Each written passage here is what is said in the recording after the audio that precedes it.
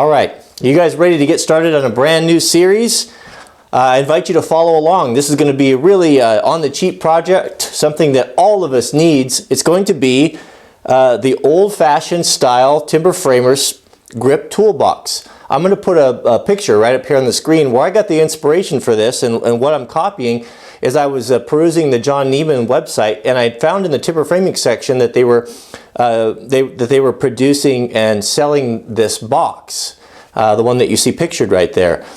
Beautiful hand-cut dovetails, and it's designed for some bigger tools where you can put a full-size axe in it. You can put your timber framing slick. You can put lots of things in. I've looked at it for months, and I think that it's a wonderful design, and I see no need to change anything, so I'm going to follow the dimensions almost exactly. So what I'm using, of course, is the pine that we picked out. You can get this at Home Depot. Just pick out some stuff that's pretty nice. The components break out like this. There's two side pieces, and they are 37 inches long, and they're going to be, what I have there, sides and 6 3/4 tall, 37 by 6 3/4. The bottom is 9 1/4 by 37.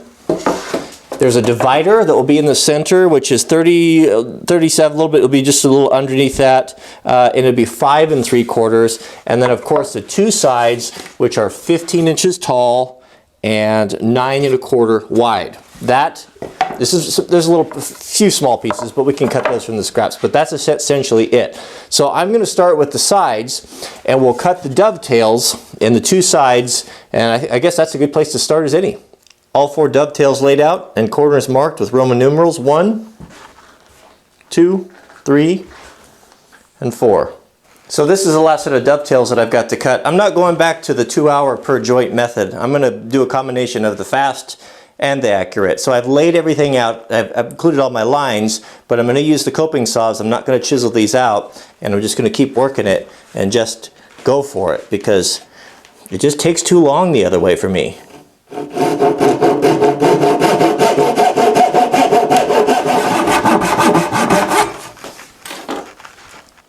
Now I'll transfer my line on the top, so I've got a nice square shoulder.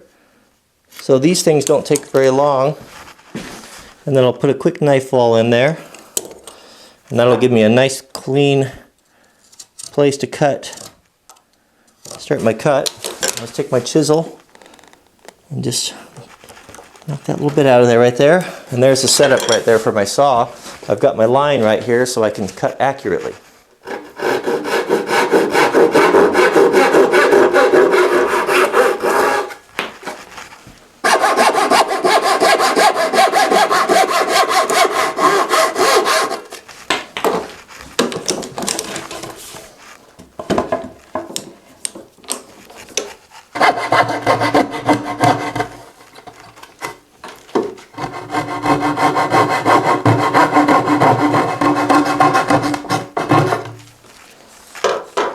So after a couple minutes for layout, I was able to knock these out in 6-7 minutes, all 4 of them. I did them really quick, just cut them all, and I'm solid there, I'm solid there. I've just got a little bit of cleaning to do. I just stayed shy of the line with my coping saw so I could pare that down with a chisel, but I'm not having to go through and chisel all the way through. I think that will clean up enough. So here's the other side. You can see, same thing.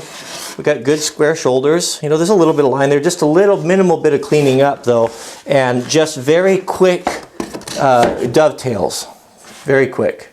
So these are the rough cut tails right here before I've done any paring. That's just how it was left with the coping saw. So you can see these are nice and flat. We had the saw or the knife fall on there, and just the tiniest little bit of paring, you know, right there where you see the line, because I did cut the line on the outside, so I don't want this to be higher, but just a minute or two, and just knock those high spots down right there, and that's all the paring that I think we're really going to need. So there's the finished dovetails. I'm not going to leave you hanging here. We'll cut some pins and see how they fit. These quick and dirty dovetails don't do us any good if we don't have a good end result. So let's see. So we're going to lay out the pins for our end plate here. So I got to tell you guys that this bench, this Paul Sellers workbench, is so good. It's so good. It's such a joy to use. It's so well thought out. It just continues to surprise me.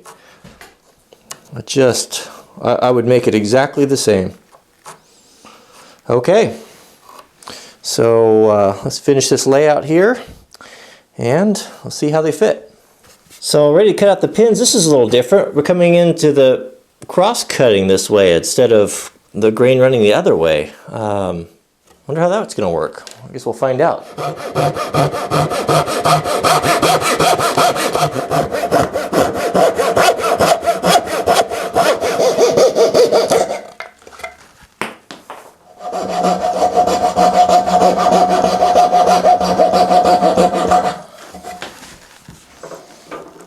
Alright guys, here's the first joint. No paring. This is just a rough cut from using the coping saw.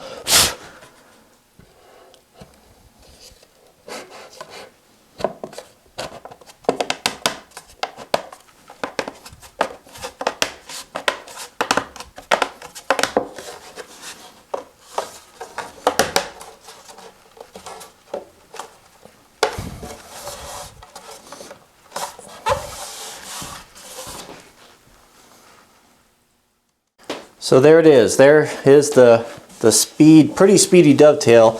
A little fat right there, a little fat right there, but overall real good. Real good. This is all going to be glued together, so the glue will fill in some of these gaps. But you know what, guys? I mean, you can really do this.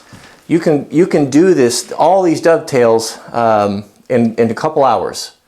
And just I'll have I think when everything's said and done here, I'm going to finish it up. But I'll have about, with the layout, about 2.5 hours. That's not bad.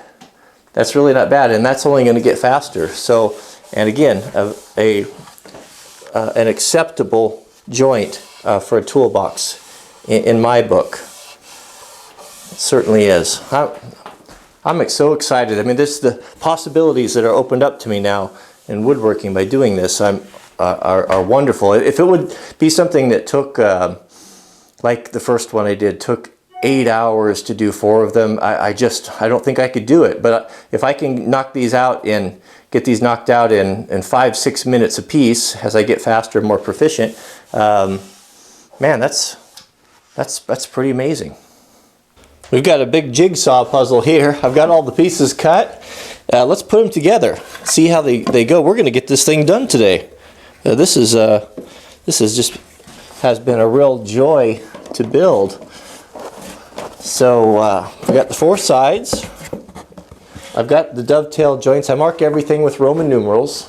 You know, each corner is unique, so you don't want to mix up, and they've got to be oriented the same way. But what a great project. You know, I keep saying it, but I have really enjoyed working on this carpenter's bench. And if you don't have one and have the time, I would really recommend you build one. I had less than $150 into building this. I think when everything was said and done, and what a wonderful hobby this woodworking is. And you don't need any special tools to build it. Just some basic hand tools.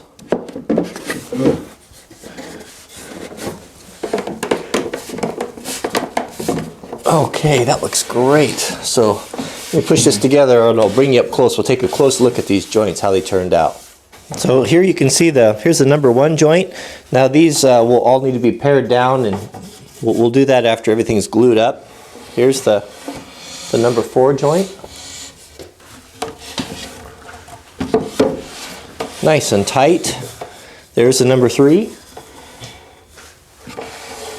And the number 2. There's a little bit of gap in there, but once that's squeezed tight with the clamps and glued up, that'll all fill in. The inside, I'll bring you in for that. The inside joints are nice and tight. So what do we have left? I've got the bottom right here. I was just planing that down flat, so that we'll have the bottom. We'll sit on there, and then we'll do a dado in here, and we'll do a 1 center divider all the way across, and then a small divider dividing that in half, so we can put long tools. I've made this long so I can put timber framing, slicks, and even a full-size axe in there. and then the divided portion here will be for smaller tools, and that will really also help strengthen the whole box once it's glued up.